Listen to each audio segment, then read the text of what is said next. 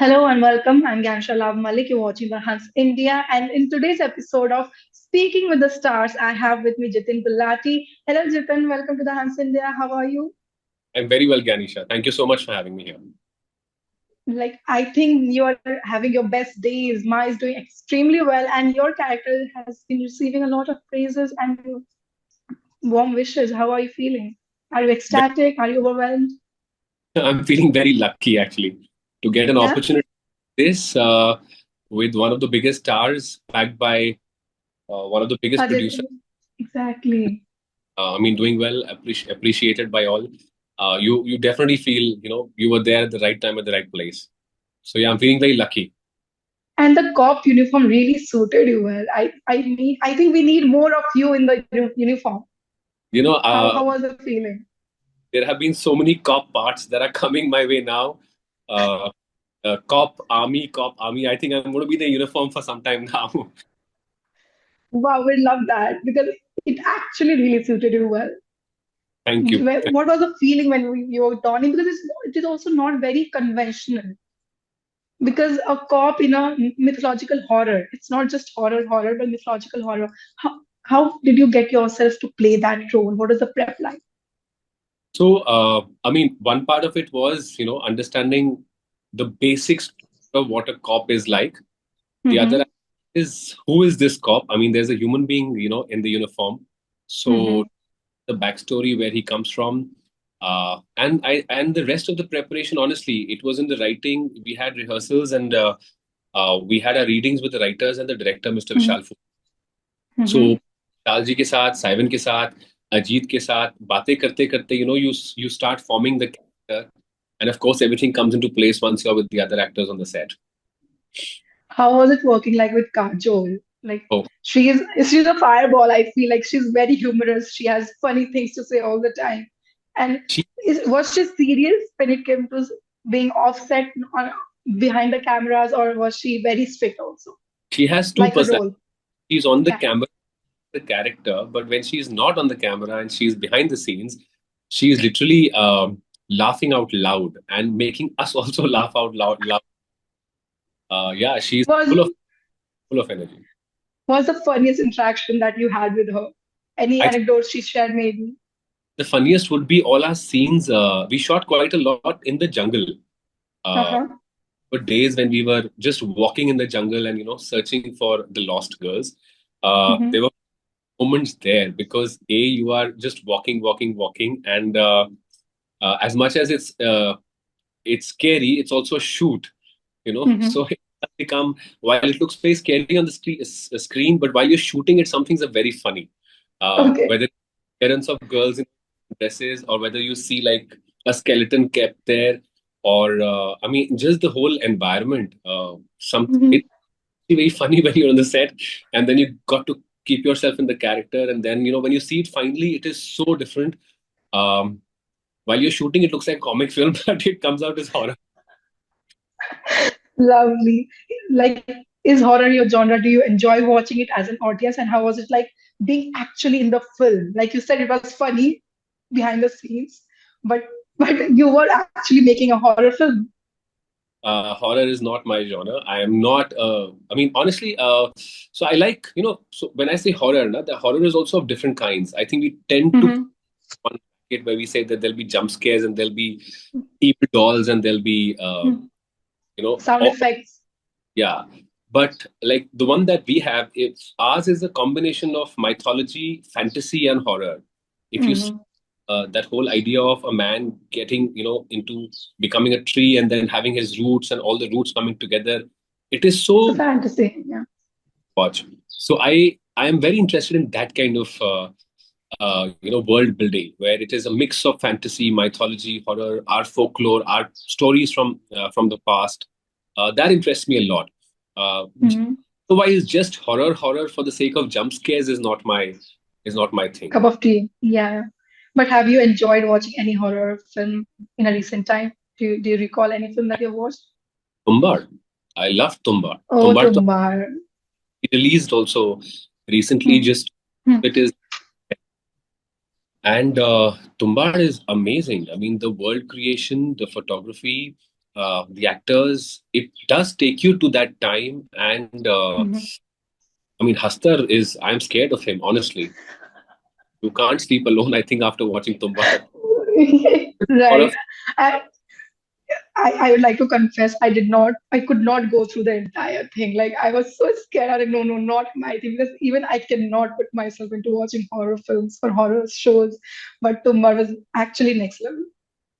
no, I mean, I'm saying if the horror, I mean, like Ma is being appreciated for a Hmm. combination of horror, fantasy. There are so many elements coming together. I think that's what Hmm. the that's quality for our audience. Um, just horror, I think people have seen it a lot. And also in India, I think my reference of horror films was Ramsey Brothers, when the earlier Oh, Ramsey was just right. about in your face horror. But now it's a Hmm. lot of elements, which I think the audience wants to explore a lot in today's time. Right. Also, I'd like to talk about how this is your return to, in certain way, to big screen. You have ruled the OTT for a while.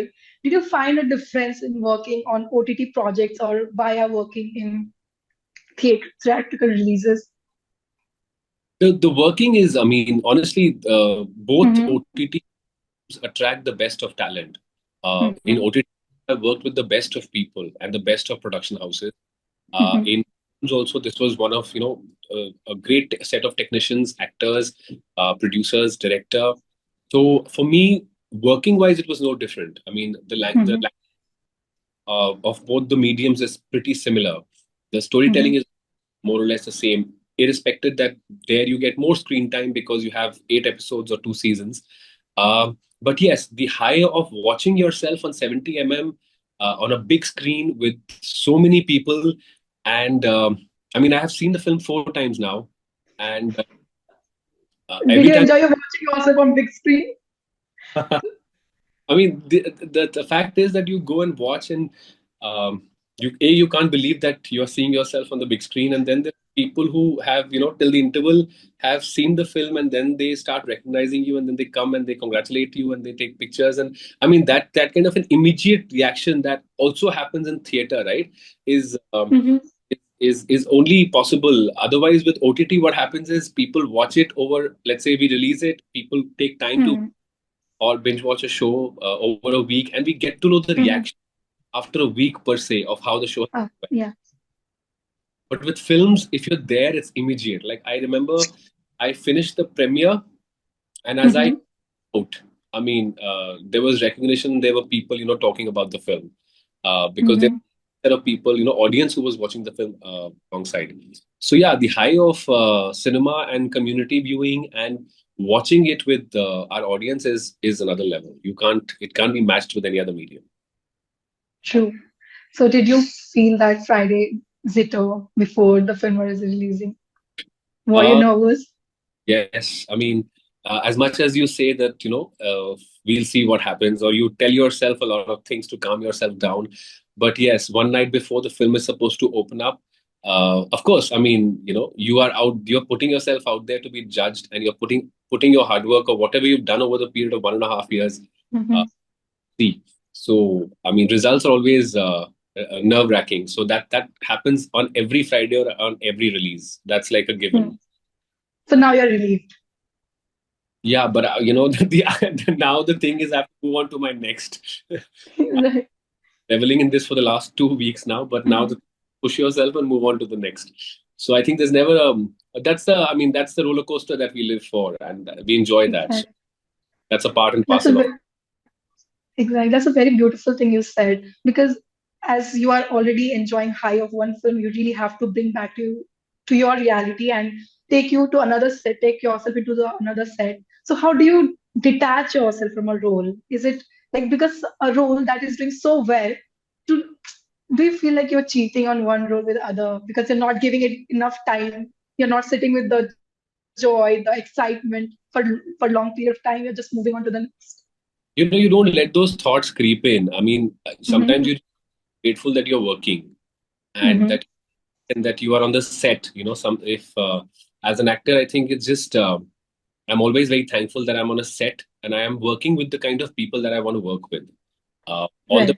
I've done, I'm very fortunate that way that uh, I've been lucky with the set of people that I've worked with. I've always learned from them. I've looked up to them. So Mhm. sometimes it happens you're shooting two projects side by side, and then if they're two diverse projects, then uh, it is, taxing. But having said that, I don't think so that there's any reason for me to complain. Also, it's as natural. One thing finishes, it takes a due Mhm. course.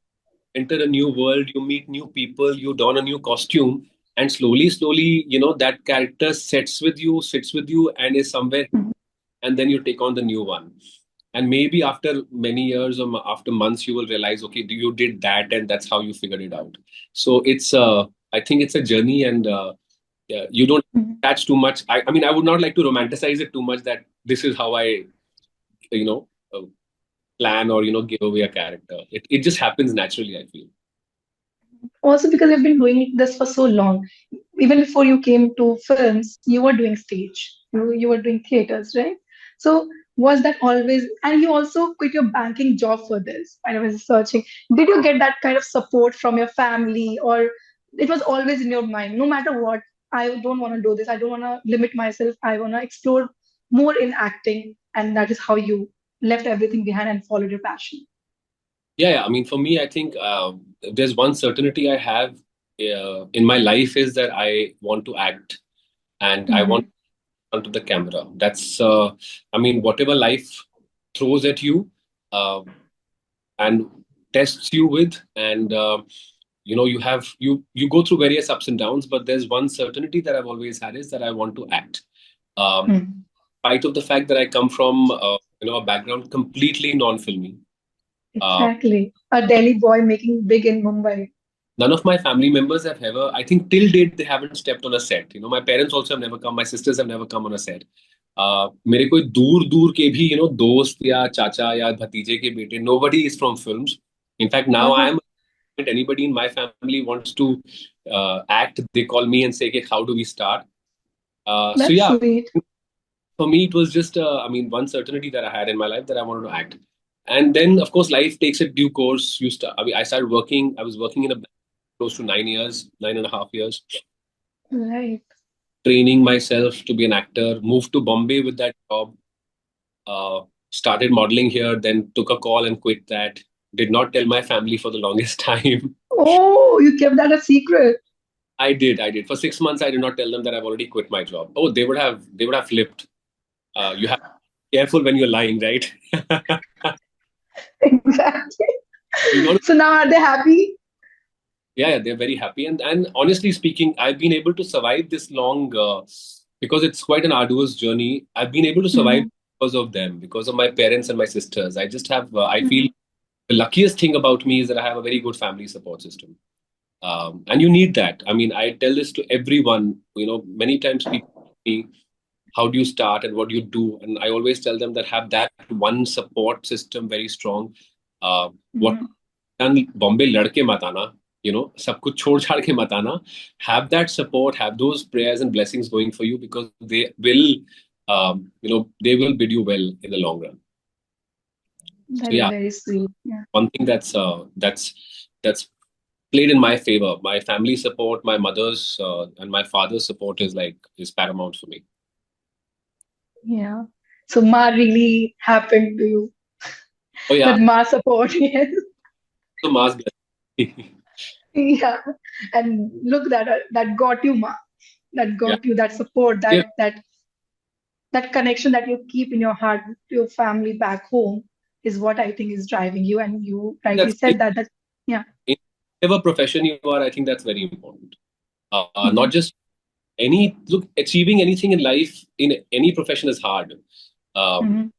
if you want to be good at your work or be good at anything in your life, even if it's something that might not be professional, you need support, and nobody can support you as well as your family can, as your parents or your siblings can. Hmm. I think that is the most undiluted support you will get, irrespective, because they will always be there for you, whatever said and done. And I think that's something that you should carry, especially if you're leaving your home and coming and in Hmm. entering an uncertain world. our life is very uncertain. I mean, you live Mm. in a city like Bombay, and you really don't know. I mean, what will happen the next year or the next month. So Exactly. you need those roots. You got to have those roots very very strong that way, so that you can fly high. Right. You mentioned modeling. I want to know, how did you get your first modeling gig? As a banker who was working as a bank employee, how did you get that first gig and who helped you during that journey? So I, honestly did not know anyone. I did not even know how to, that they were modeling. In modeling, there Mm-hmm. were three things. There was commercial modeling, there was TVC modeling, which is your TV commercials, and then there's fashion modeling. I did not know this. Mm-hmm. Just Mm-hmm. while I was flipping through pages, I would note down the photographers जिनका काम मुझे बहुत पसंद था. So Uh, I'm talking mm-hmm. 2008 9. Mm-hmm. Uh, I wrote the messages, and Mr. Vishesh Verma, who was one of the top fashion photographers, and referred me to two people. Uh, Mm-hmm. Two people started sending me for auditions, and then Mm-hmm. my I would work from 9 to 6, and every evening 6:30 to 10:30 I would be auditioning. I would be in lines, and I would be making sure कि मैं audition कर सकूं. Even if I was not fitting something, I was auditioning. And my first gig happened after I think 2 months of auditioning. I was very excited about it. But when I saw the ad, I was actually one of the people standing behind the main girl. I was not there in the ad. I thought that that day, but I was not even in the ad. But yeah, that was my first. It was a TV commercial for a magazine. I mean, for a financial magazine, and Mm-hmm. audition was like proper with lines and lamba choda audition tha. I thought that I am one of the central characters, but on the set, I realized I'm actually just standing behind. But trust me, I was so happy that day. Na, I don't Mm-hmm. think it mattered to me where I'm standing, who I'm standing with. I was just very happy that I got my first ad. Wow, your journey is a true testament to hard work pays off. No matter what, who says what, if you keep trying, you'll reach your goal, you reach your destiny. Yes, yes, And it's that's wrong, but I'm a very firm believer of that, and I am very when it comes to those beliefs. I think in the long run, if you want something, look, you have to understand. I feel if you want something big, right, then your inputs have to, then your struggles will also be big. I think somewhere down the line we forget that if we are looking for something big to happen, then all the Mhm. problems come in your life will be big only. You can't have small problems and achieve big, right? Mhm. Right. Quite low. You I really find have a very positive outlook towards life. Even when people will get very disheartened knowing, oh, I'm not a central character, like you said, I was just somebody standing in the background somewhere in the frame. I was not even the part of the main thing, but I was very happy that I was there. I was not in the edit, I'm telling you. But Oh, you're not even in the edit. I was not in the. I'm not in the ad. If you see that ad today, I think it was released in 2009 for Forbes magazine. If you see, you might just see me, my half face standing behind the main girl. But And you're that's okay. still happy. Yeah, you were happy. Like we can laugh on it now today because you have done so much. But even when you say that, I was very happy that day because I was there. I did not care. Who is looking at me, if a camera is looking, I did not care. I was just happy I was on a set. Because it's the first time. A, you. So I'd heard how a set works, right? There's a vanity van, Uh, and the people costume stylists come and they take your measurements and stuff, and they make you do trials, and there's hair makeup. mhm. This was the second time in my life I was done. The first time was my photo shoot. The photo shoot, yes. So the second time, and so this whole thing of, I was like, I entered a vanity van and I was like, wow, this is it. So yeah, I mean This is that my moment. this was, I'm telling you, one of the happiest days of my life. I remember the date also. Tell us. It's May 2009. Oh, you recently celebrated the anniversary. Did you? Yes, I did. Did you Remember get that. paid for it though? I got paid 3,500 rupees. That was your first modeling gig Yeah, paycheck. the modeling page, 3,500 rupees. I got paid 5,000, 1,500. The coordinator kept, and I got 3,500 rupees. That's a beautiful story. Like when you see the person on screen, you don't know their journey, but how beautifully you are expressing the story. It's really, really generous and humble of you to do that, because not everybody can laugh or smile when you're still struggling. Once you are big, once you know that, oh, I have achieved this, it's normal. But someone who is still there, struggling, trying to find one job, one gig, and still keeping that positive attitude. When you left Delhi, you say that did it for banking job, but you knew in your head that you wanted to act. Oh, yes. And then, yeah. So now, do you still recall or call yourself or determine yourself as a Delhi boy, or now Bombay is your jaan, truly? I'm a nowhere boy, honestly. I was Uh-huh. born. I have my father was in the Indian Navy. Mm-hmm. I was initially few years I was in Bombay, which I don't remember now at all. Then I've grown up in Faridabad because my grandparents were there, so my parents shifted there, and I've been Mm-hmm. living in years now. Okay.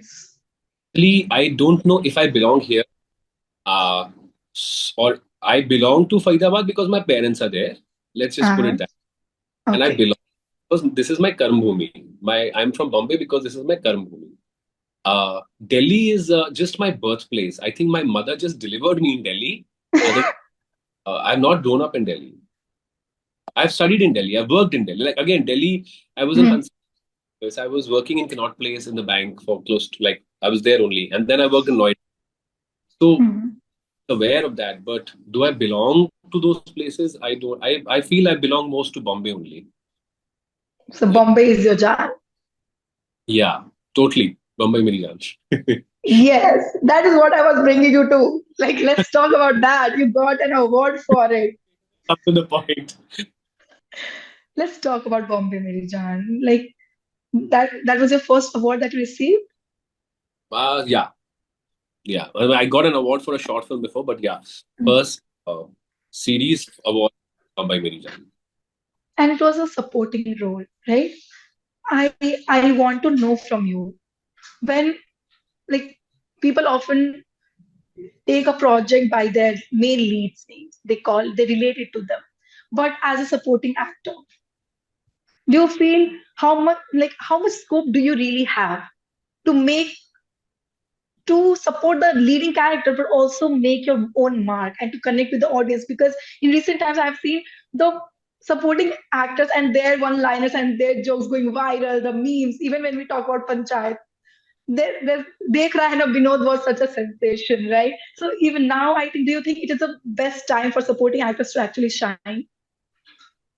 I think, look, a good actor, it's always about a good actor and an average actor or a bad actor. Uh, there are so many times and so many examples where actors with smaller screen time have they won Oscars. Like, so Mhm. I think as an actor, I can't, I should not see it like a supporting actor or a lead actor or, Mhm. of course, why, you being a central character is important because the story point of view is yours Right. and you want to shoulder the responsibility. If Mhm. I get that those you want to do that, I want to do that. But Mhm. with Mumbai Merijan, especially the supporting character had such nuanced writing and such nuanced story around it that for me, I Mhm. never. In fact, the director, Mr. Sujat Saudagar, always told me that you are the hero of your story, and it's just about perspective. And the good part with series is that supporting characters really get, I mean, as you gave the example of Panchayat Yeah. or any other shows, So many so other shows. characters get the place and the time and the screen time to shine. Mhm. So as much as I mean, yeah, the award was for supporting. It's a supporting character, but in my head, yeah, I would never judge a character by the length of it. For me, what am I doing in it? What can I do with it? Who is the director? And how are those Mhm. things paramount or will be of main importance. Mhm. If it's a supporting or a lead, um, it would be I would be at fault if I choose my roles like that because Right. sometimes most of my work, honestly, is has been done in supporting parts. When I've played villains, whether it was Kala, Bambai Meri Jaan, Tribhuvan, Ma, or earlier also. I mean, a lot of my parts may be smaller, like something like I remember Inside Edge I did, which on paper was just one great scene One. on Mm. the end. But the presence was so strong, and the way I think the editor and the and the director cut it, the presence was so strong that people remember it. People remember it from me from that show also a lot. So it's never about the length. It's about what you do with that length is what's important. And you make it your own. You And own it. you as an actor, you're aware that okay, I can do something with it. It should have potential. So of course, it's the writer, who's already done that job on paper, and then it's your Hmm. job to personify it. But with Bombay Mil Jana, as you said, it was one of the best arcs in the story. I feel the writers had already done their bit. I just had to make sure that I don't mess it up. And you did not. Okay, so we are running out of time. But before leaving, I want to know what's next for you. But also, I'd like to just put it out there that Sisak is my favorite because you also mentioned all the short film. I love that film. Like Oh, you can say many things via words. You can express it using big paragraphs. But what you did in that, even the your eyes, like literally, even when you were sitting in the train and you were just looking at the boy in the next compartment or far away, just that look, that longing was everything for me. So also tell me, is it difficult delivering lines or just say things without saying a word? And what's next for you? That's my last bit for you. I like when there are no words because I think communication and human beings interact more with in the energy and the vibe and the silences of it. I would love to do a full blown silent film. I like I mean words. Honestly, sometimes I feel they don't do justice to who we are and what we feel. It's the eyes, I think, and a lot of other things in communication that tell us. So for me, I love scenes which don't have dialogues. So yeah, thank you so much for saying that for Sisaga. Really means I did that long time back, but Yes, 2019. 2017. I shot this in 2016. Like, Honestly, okay. So it it came got out, released. Yeah. it came out pretty late. It came out in 19 years. I shot that in 16. Wow. It was before it was decriminalized the homosexuality by that was a bold film. And what is next for you, quickly? Um, I mean I'm doing projects. I'm doing Telugu films right now. Uh, You are, oh my God, we are based out of Hyderabad. I'd like you to say something to our Telugu fans. Yes. I mean, first of all, I love Hyderabad. Let me just say that. I think Hmm. it's one of it's a great place to live. Um, Thank you so much, Hyderabad and the people there, for accepting me with open arms. I'm genuinely getting such great response from there. A lot of people have watched Ma there, and Hmm. work I'm getting there, and the way, the passion, the conviction those people have. Um, I think no doubt, they're doing so well and they're being, touted as the biggest thing right now. So yeah, I'm excited about it. I'm doing two films there right now, and one is already, I mean, I've shot a bit of it, and the second one I started. So yeah, looking forward to those two. But I'll definitely share more details as and when I can. Surely. All the best for your future projects. And thank you so much for doing this with us. All the best again. And hope to see you more. And hope to see you in Hyderabad soon. We can do this in person. Oh, I would And love it to was have in Hyderabad. I am actually in Hyderabad in July, August. Uh, yeah, from August I'm there, August, September. So sure, we'll plan it. I'll tell Sheetal also. okay, done. Let's do that. And congratulations for Ma. And thank Thank you you. so much again for doing this with us. All the best, very best to you. All the very best. Thank you.